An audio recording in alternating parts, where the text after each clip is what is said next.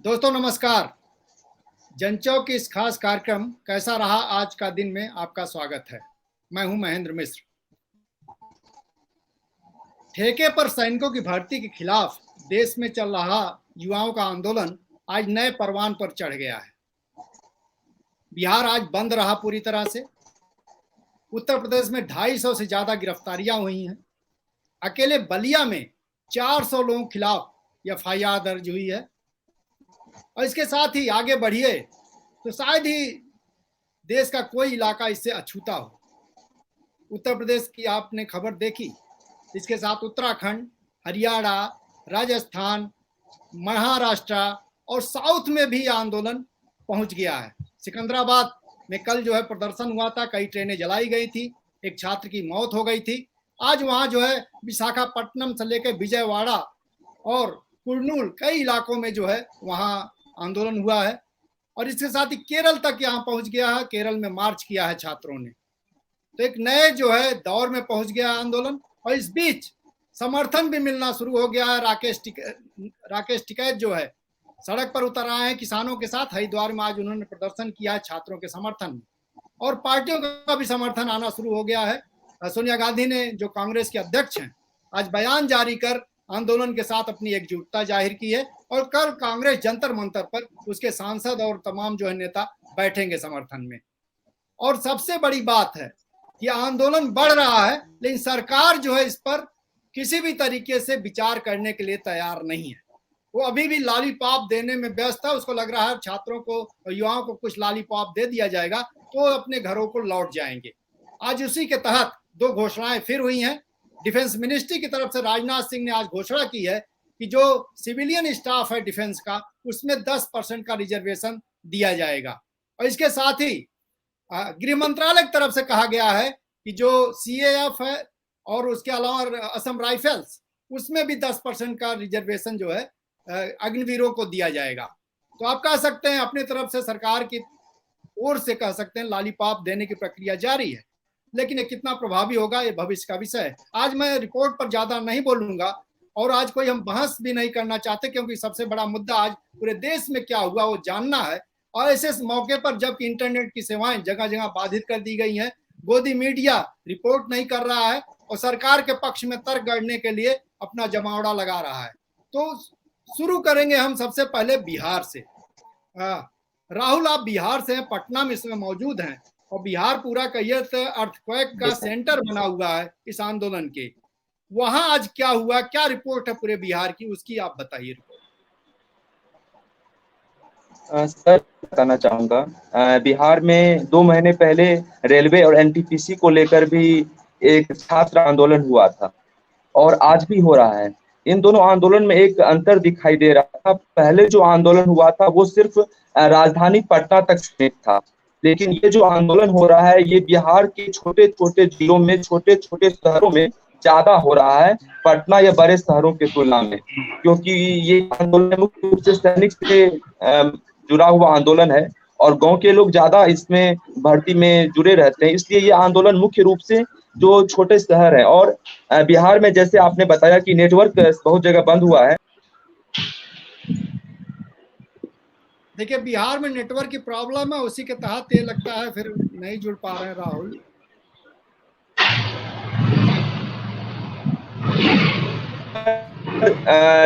ज्यादा ये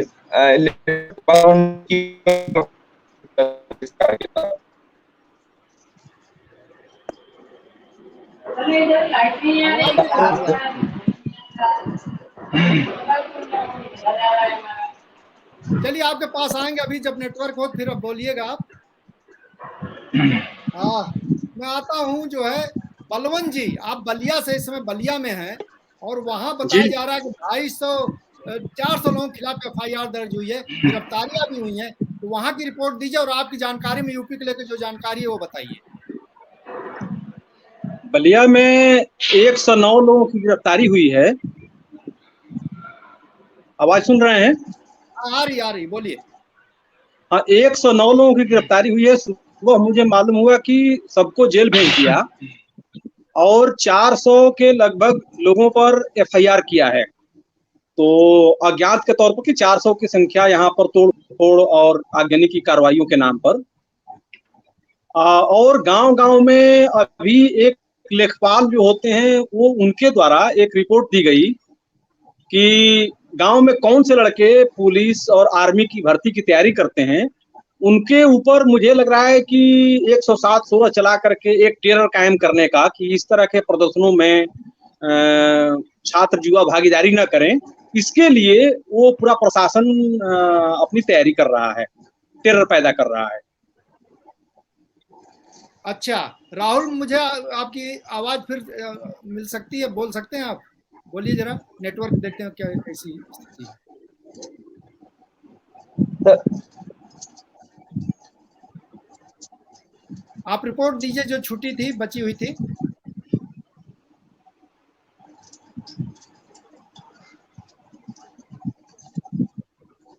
सर आवाज आ रही है?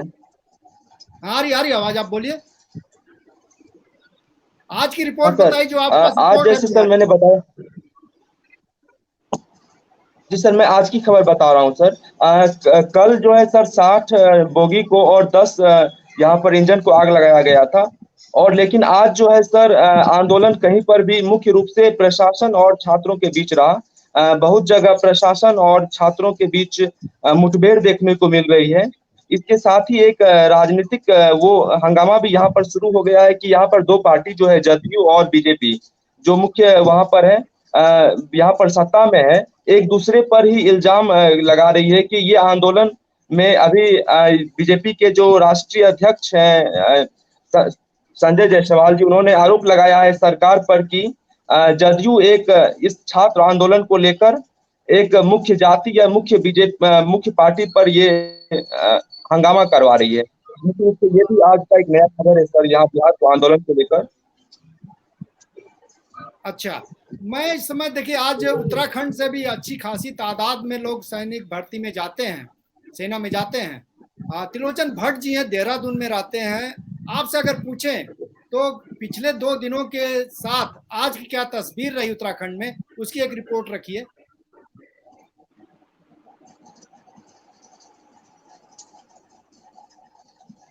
अनम्यूट कर लीजिए अपने आप। हाँ, यहाँ आंदोलन का सिलसिला तो लगातार जारी है। कल सबसे बड़ा इंसिडेंट हल्द्वानी में हुआ था, जहां लाठीचार्ज भी किया गया। उसके अलावा कोटद्वार में भी प्रदर्शन हुआ और बाकी छोटी छोटी जगहों पर भी लगातार प्रदर्शन हो रहे हैं। देहरादून में आज नया एक डेवलपमेंट ये हुआ है कि आज एसएफआई ने और एनएसयूआई ने अलग अलग कॉल दी थी आंदोलन करने की।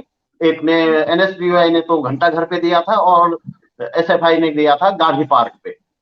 तो उससे पहले सुबह क्या हुआ, और इससे पहले कल शाम को उत्तराखंड के डीजीपी ने एक प्रेस कॉन्फ्रेंस से अपने सभी अधिकारियों को निर्देश दिए थे कि इस आंदोलन को किसी भी तरह कंट्रोल में किया जाए। तो उसको इम्प्लीमेंट आज इस तरह से किया कि सुबह सुबह हर थाना क्षेत्र की पुलिस उन जगहों पर पहुंची जहां सुबह सुबह फौज में तैयारी करने के लिए लड़के भागते दौड़ते हैं, दंड बैठक लगाते, जो भी करते हैं। और लगभग हर जगह आज सुबह पुलिस थी। तो पुलिस ने आज बाकायदा हर थाने की पुलिस ने प्रेस नोट भी जारी किए हैं कि हमने छात्रों को अवेयर किया, अग्निपथ योजना के खूबियों के बारे में बताया, सोशल मीडिया की अफवाहों से दूर रहने के लिए कहा। लेकिन जो दूसरी खबरें ये मिल रही हैं जो छात्रों ने मुझे दी है कि उन्हें समझाने के बजाय धमकाया जा रहा है, आप इस तरह के आंदोलन में हिस्सा न लें और आपका भविष्य खराब हो जाएगा, ये हो जाएगा, जो भी इस तरह की बातें हैं। तो उसका नतीजा ये हुआ कि दोनों प्रदर्शन तो हुए, एसएफआई ने भी प्रदर्शन किया और एनएसयूआई ने भी। लेकिन जितनी बड़ी संख्या में इन दोनों जगहों में युवाओं के शामिल होने की उम्मीद थी वो आए नहीं। बल्कि एसएफआई वाले आंदोलन में मैं खुद भी वहां खड़ा था, तो कुछ बच्चे जो तैयारी कर रहे हैं फौज में जाने की या पुलिस में जाने की जो भी है, तो वो लड़के आए तो थे लेकिन वो दूर खड़े रहे ये नारेबाजी करने के लिए, उसके लिए वो सामने न आए। मीडिया वाले जो वहां पहुंचे उन्होंने बाइट भी नहीं थी। तो इस तरह से एक तरह से ये युवा को थोड़ा सा डरे सहमे से लग रही। इसके अलावा पुलिस ने सुबह फील्डों के अलावा जो कोचिंग सेंटर्स हैं, यहाँ देहरादून के कोचिंग सेंटर्स हैं और देहरादून के आसपास जो देहाती क्षेत्र है वहां भी कई सारी कोचिंग सेंटर हैं, वहां भी पुलिस गई बाकायदा। 2-3 पुलिस करीब हर कोचिंग सेंटर पे गए और वहां भी ऐसा ही सब किया गया। उनको बताया गया कि भाई इस तरह के आंदोलनों में आप हिस्सा न लें और आपकी जिंदगी खराब हो जाएगी। इस तरह फिलहाल यहाँ पे चल रहा है जी। तो कहने मतलब सरकार ने साम दाम दंड भेद जैसे भी हो जो है आंदोलन को दबाने के सिलसिले को आगे बढ़ा दिया और डरा धमका करके उनको बैठा देना चाहते जी जी। और एक और बात मैं बताना चाहूंगा कि पुलिस का वो अलग है, दूसरा जो है कुछ लोग हैं और वो किसी संगठन के बताए जा रहे हैं। जिस आंदोलन जहां मैं खड़ा था एसएफआई वाले आंदोलन में, वहां एक दो लड़के आए और वो उलझने लगे कि आप कैसे कह सकते हो ये इतनी खराब है, इतनी बढ़िया योजना है, ये है सो है। इस तरह से डिस्टर्ब करने की उन्होंने लगातार कोशिश की। खैर कुछ हम लोग थे वहां पे तो उन दोनों को समझा के हमने भेज दिया। और एनएसयूआई वाले में भी यही कुछ हुआ, वहां भी कुछ लोग गए और इस तरह से उनको डिस्टर्ब करने का प्रयास किया गया। तो किस संगठन के लोग हैं वो सभी जानते हैं। ये है फिलहाल। बहुत महत्वपूर्ण बातें आपने बताई हैं। शक्ति जी, आप जो है इस समय हैदराबाद में हैं। कल सिकंदराबाद वहां से 25 किलोमीटर दूर है, वहां कल ट्रेनें जला दी गई थी, एक छात्र की हत्या हो गई थी, मौत हो गई थी। उसमें बताया जा रहा कि सीएम ने 25 लाख रुपए कंपेंसेशन के तौर पर दिया है। बाकी आज कई जगहों पर जो आंदोलन की खबरें आई हैं उसकी एक रिपोर्ट दीजिए और क्या कुछ डेवलपमेंट है उसके बारे में बताइए।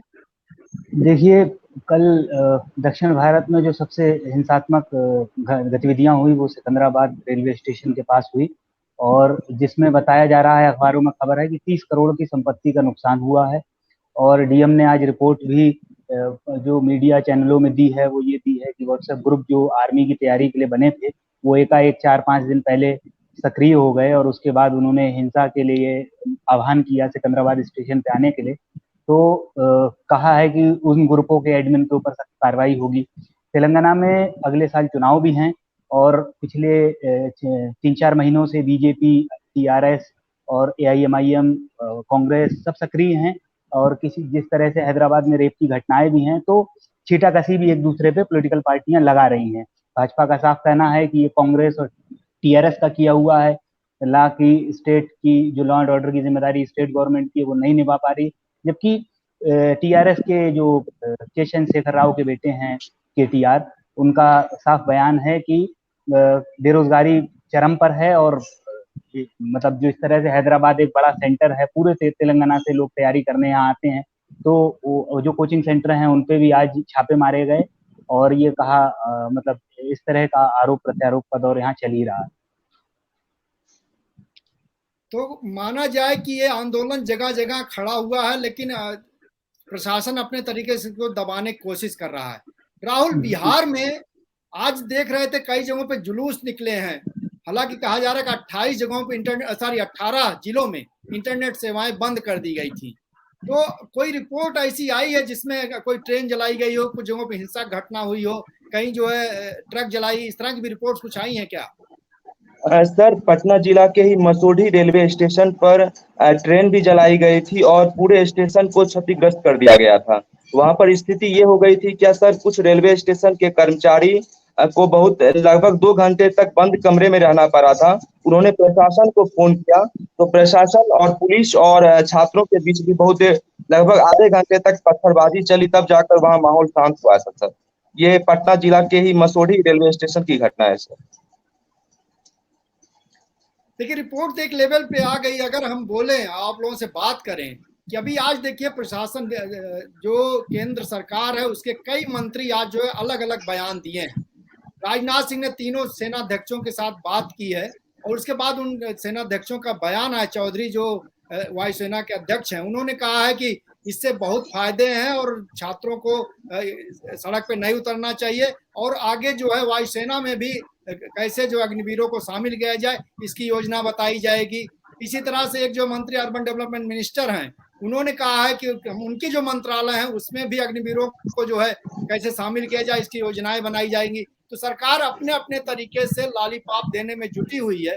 सबसे बड़ा सवाल यही है कि एक ऐसी बात, एक ऐसा सिलसिला जो चल रहा था, 60,000 लोग रोजगार पाते थे, सेना में भर्ती होते थे और बॉर्डर की सुरक्षा भी बनी हुई थी, उससे आप जो उसको खत्म कर रहे हैं, कम कर रहे हैं, और जगह जगह आप कह रहे हैं कि हम इनको यहाँ 10% दे देंगे, उनको वहां 10% दे देंगे, इस तरह से इनको जो है नया विकल्प मिल जाएगा। एक कहना क्या चाहती है सरकार और करना क्या चाहती है? त्रिलोचन जी आप बताइए।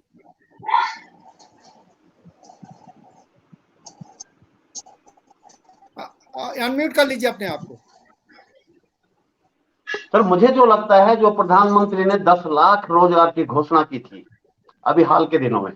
मुझे लगता है कि अपने उस वायदे को एक तरह से ये पूरा करना चाहते हैं इस अग्निपथ का लॉलीपॉप देके। बताया जा रहा है जो ये 4 साल के लिए भर्ती होंगे ये इनको भी रोजगार में गिना जाएगा। जब पकौड़े रोजगार है तो ये तो रोजगार होगा ही होगा। तो सबसे बड़ी बात जो मैं अपने चारों तरफ देख रहा हूं कि अब भी कई लोग इतनी बड़े इस घटना में, जबकि पूरी फौज को ही तबाह करने का प्रयास किया जा रहा है, कुछ लोग इसका भी समर्थन कर रहे हैं और उनके सामने उनके पास इसके समर्थन में भी कई तथ्य हैं कि 21 साल का लड़का बाहर आएगा तो 12 लाख होगा और ये होगा सो होगा। एक पूर्व फौजी मुझे मिले तो वो भी यही कह रहे थे ये तो बहुत बढ़िया योजना है और इसमें तो 21 साल में ये हो जाएगा। मैंने कहा भाई आप तो 18 साल की नौकरी करके आए हैं, 10-12 साल आपने पेंशन भी ले ली, आपको फंड में मिलेगा, तो आप अब अपनी सुविधाएं छोड़ दीजिए ना, अपनी पेंशन छोड़ दीजिए, अपनी कैंटीन की सुविधा छोड़ दीजिए और एमएच की सुविधा छोड़ दीजिए। तो इस पे वो बहक गए फिर। मतलब इस तरह के कुल मिला के कुतर्क चल रहे हैं और अभी भी बड़ा पक्ष सरकार जो कहे उसको बिल्कुल खुदा की वाणी मान के उस पर विश्वास कर रहा है। ये बड़ी दिक्कत होगी जी। सुनील जी, आप इलाहाबाद में इस समय हैं और सेंटर है कह सकते हैं पश्चिम और पूरब का जो है, वहाँ छात्र भारी तादाद में रहते हैं, हालांकि वो सिविल सर्विसेज की ज्यादा तैयारी करते हैं। अभी इस मामले को लेके आसपास क्या गतिविधियां हैं युवाओं की, छात्रों की, और आज जो रिपोर्ट्स हैं कुछ उसके बारे में बताइए। तो देखिए, इलाहाबाद तो हर समय सरगर्म रहा है और रेलवे को लेके इसके पहले जो पटना और इलाहाबाद में हुआ था और पूरा उत्तर प्रदेश अभी माने हम लोग ये देख रहे हैं, जगह जगह पे बात हो रही है। माने एक तो नौजवानों में दहशत है, बावजूद इसके जिस तरह से बलिया और जौनपुर, माने बलिया तो मान लीजिए आंदोलनों का एक केंद्र रहा करता था लंबे समय पहले, लेकिन जौनपुर आप देखिए तो कभी इस तरह का केंद्र रहा नहीं। इस घटना में जौनपुर में भी गुस्सा माने सर के ऊपर गया है और हम लोग जौनपुर को तो इलाहाबाद से ही जोड़ के देखते थे कि जौनपुर का जो भी गुस्सा है वो इलाहाबाद में फूटता था, लेकिन ये पहली बार हुआ है लंबे समय बाद। मैं तो वहीं का रहने वाला हूँ, बदलापुर के इलाके के ही आसपास ये बस फूटी है, तो लेकिन ये गुस्सा तो कोई नई बात कह रहा है। बाकी मैंने देखा छुटपुट अलग अलग प्रदर्शन जैसे चंदौली में और इसके अलावा उन्नाव में और अलग अलग जगह पे हो रहे हैं। मीडिया माने जो मेन स्ट्रीम की है वो तो वही दिखा रही है जहां पे आगे जल रही है। माने जब तक अग्निपथ पे अग्निवीर नहीं पहुंचा तब तक कहीं अटेंशन ही नहीं है। मैं अगर देखूं तो जो लोग आज वकालत कर रहे हैं, सही बात है कि आगजनी नहीं होना चाहिए, लेकिन सरकारें बिना आगजनी के मीटिंग तक नहीं करती, आपस में कोई बात नहीं कर रही हैं। और रही बात लायबिलिटी की, वो तो कुछ तय ही नहीं है।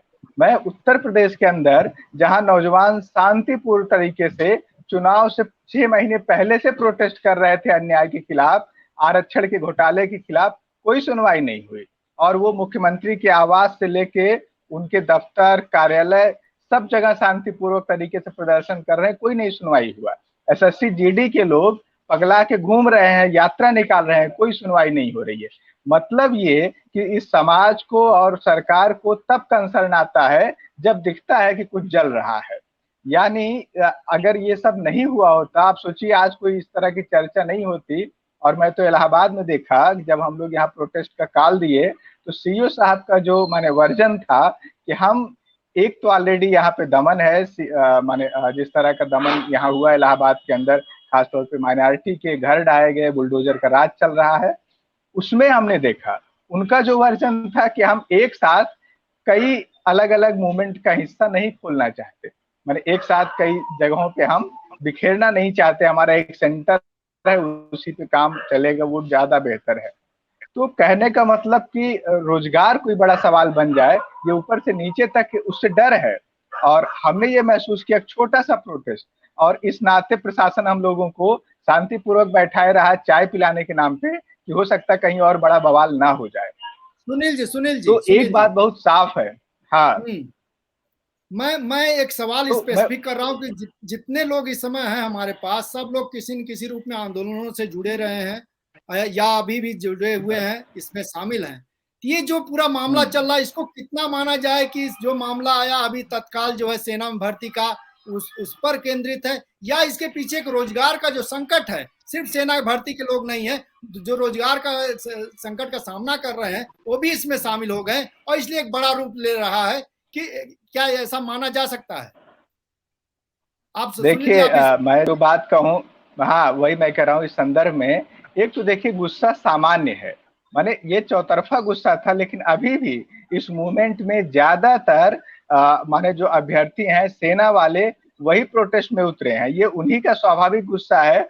कुछ माने हिस्से में जो खास तौर पे ऑर्गेनाइजेशन है जिन्होंने अपना एक कंसर्न बाकी रोजगार के सवाल पे भी रखते हैं, ओवरऑल समाज पे रखते हैं, उनकी भागीदारी इस आंदोलन में है कि आंदोलन एक सचेत तौर पे आगे बढ़े और वो नीतियों के सवाल तक भी जाए। और जिस तरह का रोजगार का संकट है वो कम संख्या है, लेकिन अभी भी बाकी जो रोजगार के माने एस्पिरेंट हैं, प्रतियोगी हैं, वो अभी इस आंदोलन का हिस्सा नहीं है। अगर वो भी हिस्सा हो जाएंगे तो बहुत विस्फोटक होगा। लेकिन ये जो गुस्सा है ये तो गुस्सा ऊपर से पनप रहा है। माने आप सोचिए यूपीएससी, यूपीपीएससी या माने बिहार पीसीएस का मसला हो, माने लगातार पदों की संख्या कम हुई है, माने आधे से कम हो गई। एसएससी में पद घट गए, रेलवे में पद घट गए। ये आंदोलन बेसिकली माने है सेना में तैयारी करने वालों का। और मैं तो गांव-गांव में मीटिंग कर रहा था तो मैंने ये देखा जहां पे 150-200 लोग माने शाम में पार्क में टहलते थे, जो तीन टाइम दौड़ने जाते थे, वहां पता चलता है 150 में अब 10 लोग 5 लोग कभी शाम में आ गए तो आ गए, अन्यथा वो निराश हैं और वो अब तैयारी करना दौड़ना ये भी अब उनको कोई उम्मीद नहीं बची थी। और ये रिफ्लेक्शन आप देखिएगा तो रोजगार के आंकड़ों में भी आया था। तो इतनी बात मुझे लग रही है। बाकी शक्ति क्या माना जाए कि अगर दूसरे रोजगार के सवालों से और दूसरे हिस्से से जुड़ जाता है तो बड़ा आंदोलन का रूप ले सकता है। हाँ बिल्कुल। और जिस तरह से अगर आपने देखा होगा एक ट्वीट वायरल हो रहा है कि अग्निपथ योजना से तो पीएचडी का जेआरएफ क्वालिफाई कर लेना ज्यादा बेहतर है, क्योंकि उसमें आपको 30,000 भी मिलेंगे, 5 साल तक मिलेंगे, एचआरए भी मिलेगा। इस तरह का एक जो मीम चला है ये पूरे बेरोजगारी के संकट को एक्सपोज कहीं ना कहीं कर रहा है। ये छोटा सवाल नहीं है। लोग ये मतलब कितने निचले स्तर का ये पॉलिसी है इसको एक्सपोज कर रहा है। इस पर राहुल आपको कुछ कहना है? ये अभी कितना जो है सिर्फ सेना भर्ती के लिए जो तैयारी कर रहे थे उनका हो, कितना रोजगार के साधनों या जो भी रोजगार का संकट का सामना कर रहे हैं वो कितना इसमें शामिल है? अनम्यूट कर लीजिए अपने आप को। आज देखिए पटना लगातार जो है संकटग्रस्त है। हमारे सामने विकास, आप मेरी आवाज आ रही है आपको? नहीं, एक मिनट।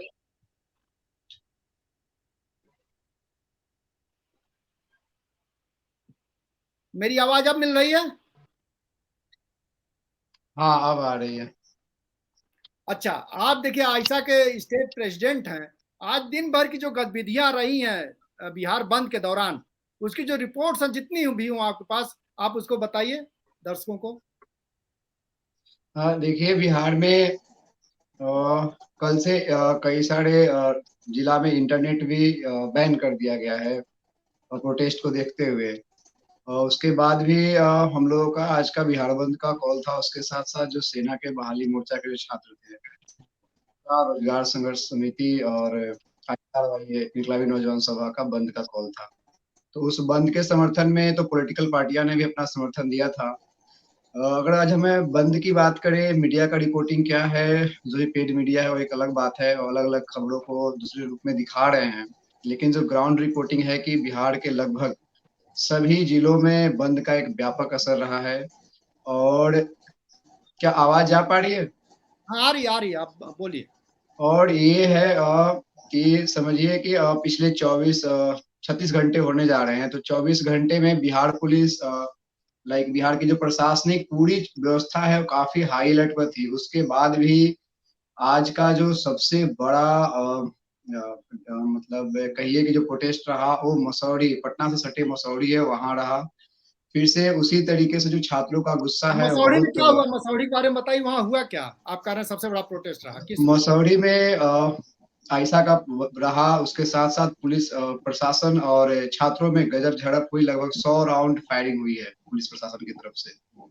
इतना वायलेंट रहा आज। लेकिन सीधा बात यह है, इसमें जो अलग अलग भाजपा नेताओं का जो बयानबाजी आ रहा है कि अग्निवीर अग्निपथ ये अच्छी योजना है, ये इस आंदोलन में जैसे कहते हैं ना, लाइक आग में घी डालने का काम करना, वो उस रूप में और रिएक्शनरी हो जा रहा है। भाजपा ये समझ नहीं पा रही है कि इसका क्या असर होने वाला है आने दिनों वाले में, कितना व्यापक असर अभी और होगा, ये उनको एहसास नहीं है। स्थिति ये हो गई है कि बिहार में सुबह 8 बजे से लेकर शाम के 4 बजे दिन में अब कोई ट्रेनें नहीं चलेंगी अगले सूचना तक। तो ये स्थिति हो गई है, ट्रेनों का परिचालन दिन में पूरी तरीके से रोक दिया गया है। उसके साथ ही आज का जो सबसे बड़ा जो रहा मसौढ़ी में रहा, जहानाबाद में एकदम सुबह सुबह टेहटा ब्लॉक है, वहां थाने के पास बहुत आगजनी बहुत भयंकर रही। वहां के आसपास में जो गाड़ियां थी उनको जला दिया गया।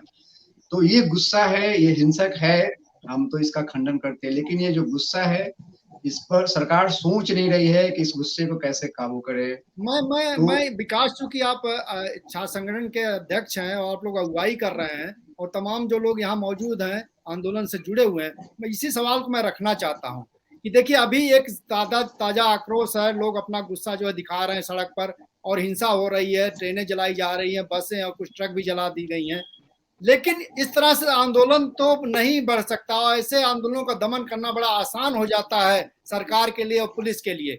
ऐसे में क्या नहीं लगता कि इसको एक शांतिपूर्ण रूप दिया जाए और एक संगठित रूप दिया जाए जिसमें बाकी और दूसरे हिस्से भी जुड़े? इस पर कोई कोशिश चल रही है क्या? बिल्कुल। अभी उदाहरण के लिए हम लोग किसान आंदोलन को अगर देखते हैं तो सबसे दुनिया का सबसे बड़ा पीसफुल प्रोटेस्ट था और अपनी मांग के साथ वो आंदोलन, मांग को पूरा करने के बाद वो आंदोलन खत्म भी हुआ। तो हम लोग एक उस कोशिश में हैं कि इस पूरे जो प्रोटेस्ट चल रहे हैं जो है उसको हम लोग एक डेमोक्रेटिक तरीके में एक शिफ्ट करें और बकायदा अलग अलग जिलों के जो आर्मी के जो अभ्यर्थी हैं उनसे लगातार बातचीत हो रही है। आगामी दिनों में कहीं पटना में या दूसरे अलग अलग हेडक्वार्टर पर ये पीसफुल प्रोटेस्ट में बदलता हुआ ये प्रोटेस्ट दिखेगा।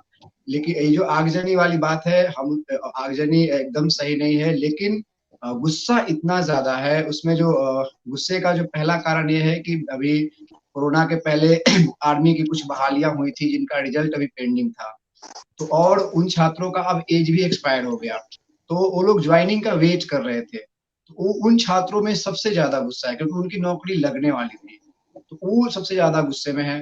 दूसरा, अभी बिहार जैसे, बिहार आज की बात करूं तो आर्मी एक सेंटिमेंट है और रोजगार का एक बड़ा साधन भी है। वैसे लोग जो एकेडमिक कैंपसों में आर्थिक और सामाजिक पिछड़ेपन की वजह से नहीं पहुंच पाते हैं, बिहार की +2 और हाई स्कूल या कॉलेज की जो स्थिति है वो किसी तरह से 10वीं 12वीं की परीक्षा देकर आर्मी में जाना पसंद करते हैं। तो हम अब आखिरी राउंड की तरफ बढ़ रहे हैं कि एक नए साथी हरियाणा से जुड़े हैं, उदय जी। आज आप हिसार में थे, शायद हरियाणा में भी जगह जगह प्रदर्शन हुआ है।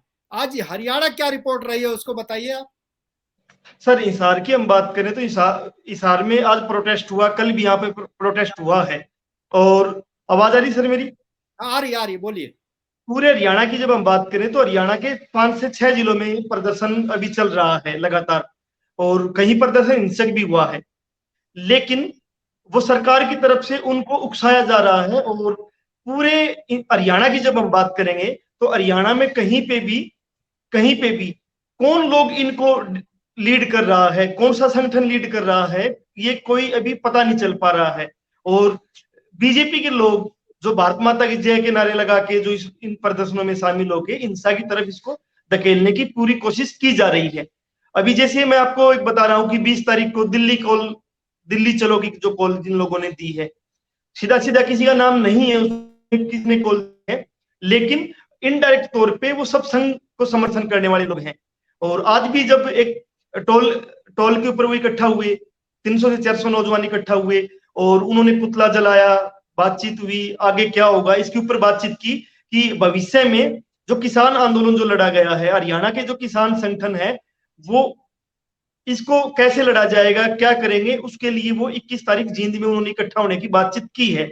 लेकिन उसी दौर में कुछ नौजवान नारे लगाते हुए जाम लगा रहे हैं, कुछ नौजवान कह रहे कि दिल्ली चलेंगे। तो ये पूरा अभी तक तस्वीर साफ नहीं हुई है कि कौन लोग इसको लीड करेंगे और ये आंदोलन कैसे लड़ा जाएगा। और ये ही एक सबसे बड़ी इस आंदोलन का फिर सबसे बड़ा सवाल और समस्या बनी हुई है। जी उदय जी, शक्ति आप कुछ बोल रहे हैं, क्योंकि मैं आखिरी दौर में एक सवाल पूछूंगा फिर खत्म करूंगा। शक्ति आप कुछ बोल रहे थे, बताइए। जी, मैं ये कहना चाह रहा हूँ कि जो आपका सवाल है कि कैसे इस आंदोलन को, जो आर्मी के इतर भी युवा बेरोजगारी का जो बड़ा प्रश्न है पूरे देश में, उससे कैसे जोड़ा जाए।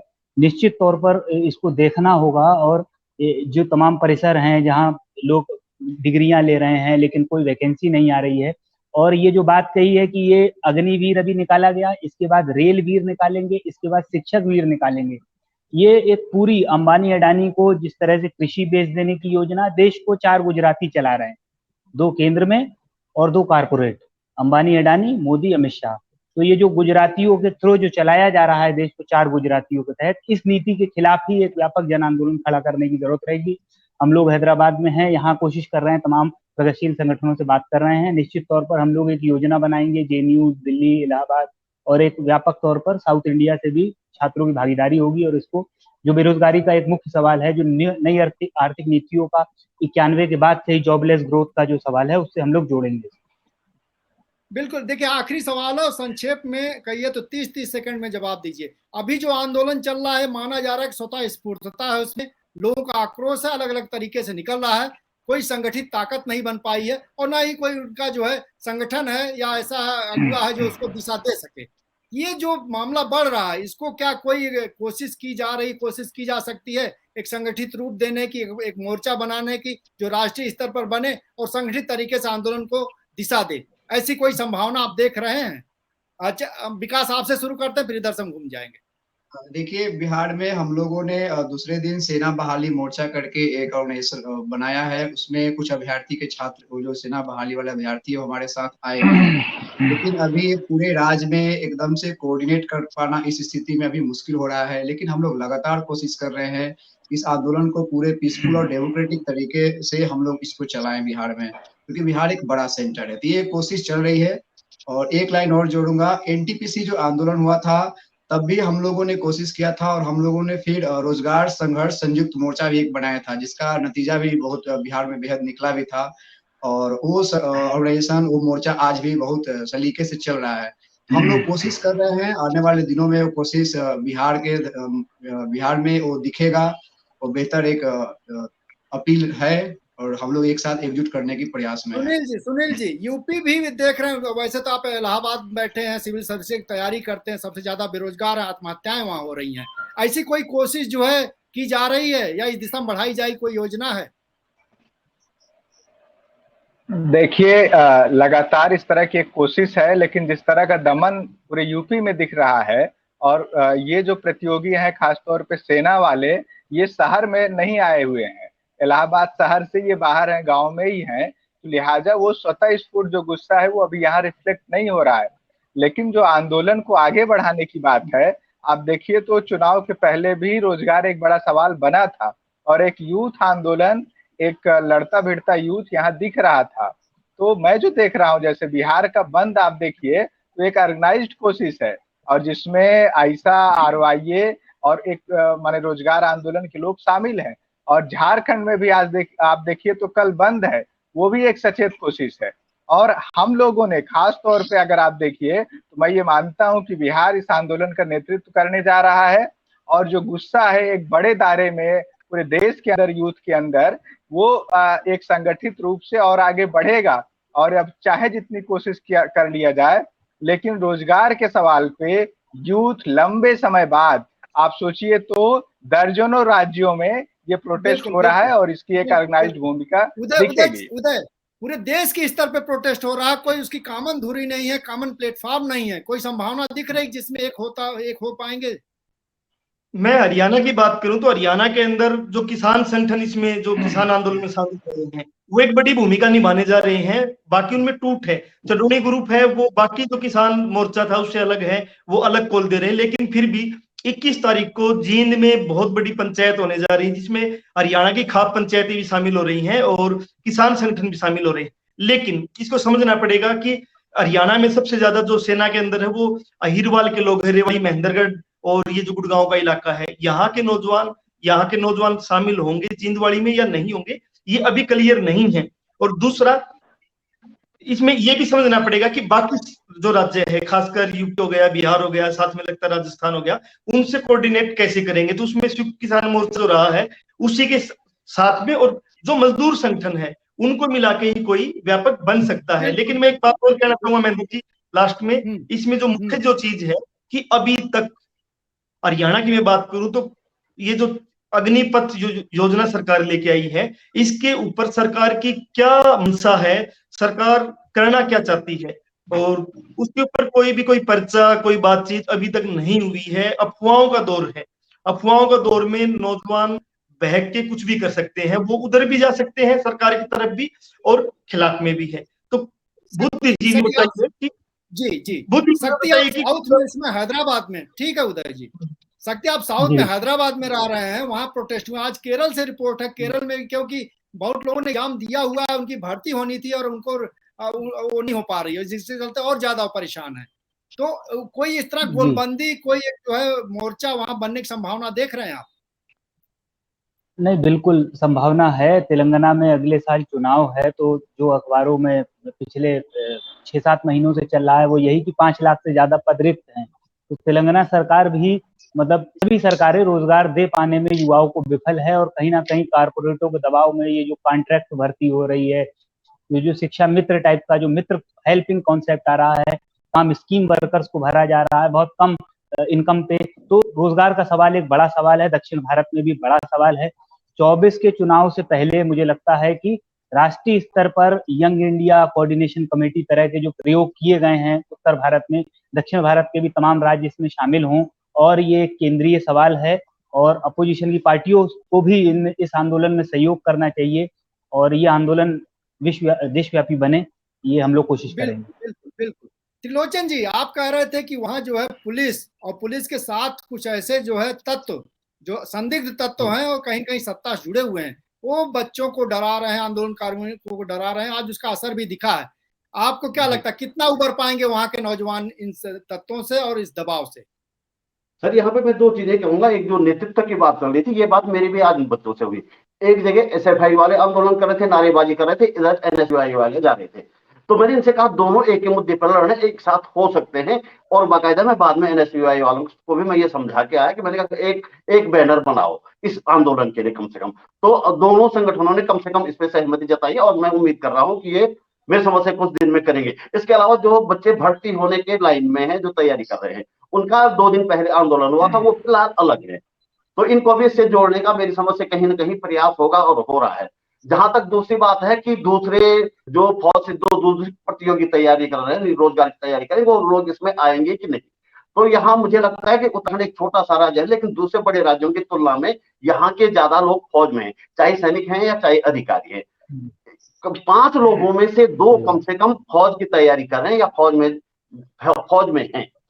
और एक परिवार के माने कि 2 भाई ले लो, और एक किसी और रोजगार की तैयारी कर रहा होगा, तो एक जरूर फौज की तैयारी कर रहा होगा। ऐसे में एक परिवार उत्तराखंड का इससे जुड़ा हुआ है, और मेरी समझ से ये लोग आगे आएंगे, ऐसा मुझे लग रहा है। तो देखिए, जो हम लोग बातचीत किया, जो रिपोर्ट आ रही है उसमें दिख रहा है कि एक स्वतः स्फूर्तता है। अभी जो है सेना में भर्ती से जुड़े हुए लोग इसमें हैं, लेकिन इस बात की पूरी संभावना कि रोजगार के संकट का सामना कर रहे छात्र और नौजवान भी इसमें शामिल होंगे। और इस लिहाज से कहा जा सकता है कि इस समय देश जो है 74 के JP आंदोलन के मुहाने पर खड़ा है, और जिस तरह की स्थितियां बन रही हैं उसमें एक एकता बनने की संभावना दिख रही है। और सबसे खास बात है इसमें, किसान जो है अगुवाई करेगा कि आज राकेश टिकैत हरिद्वार में उतर गए हैं, और उदय चे जैसा बता रहे हैं हरियाणा में वहां इसकी योजना बनाई जा रही, जींद में रैली है, तो उनके पास पहले से ही अनुभव है। उनके ही बच्चे सेना में जाते हैं, इसलिए उनके बच्चों से ज्यादा उनका अपना मुद्दा है। तो उम्मीद की जानी चाहिए कि एक बड़ा आंदोलन खड़ा होगा और उसको नेतृत्व मिलेगा। हाँ, जरूरत इस बात की है कि इसको कैसे जो है शांतिपूर्ण तरीके से आगे बढ़ाया जाए, अहिंसक तरीके से आगे बढ़ाया जाए, और एक बड़ा दबाव जो है सरकार पर बनाने में सफल हो, और किसान आंदोलन जिस तरह सफल रहा उसी तरह से सफलता की मंजिल तय करे। आप लोग आए, इस चर्चा में भाग लिए, इसके लिए बहुत बहुत शुक्रिया। और इसकी बड़ी जरूरत थी आज, इसीलिए मैंने अपनी जो नियमित चर्चा होती, जो गेस्ट होते हैं, उनको मैंने रोक दिया कि आज हमको रिपोर्ट चाहिए, पूरे देश के स्तर पर घटनाएं हो रही हैं, लिहाजा आप लोग बहुत बेहतरीन तरीके से उन रिपोर्ट्स को रखा, अपनी बातें रखी हैं, आगे फिर जरूरत पड़ी तो आप लोगों को बुलाएंगे और शामिल करेंगे इस तरह की चर्चा में। बहुत बहुत शुक्रिया, और उन दर्शकों का भी शुक्रिया जो हमारे साथ बने हुए थे। धन्यवाद।